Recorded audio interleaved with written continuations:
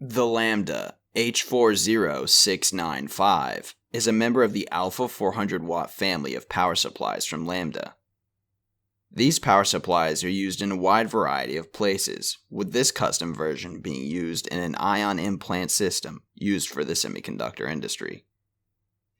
This Lambda has 5 outputs, which, as shown in the video, requires 5 meters to properly determine if the power supply is working correctly.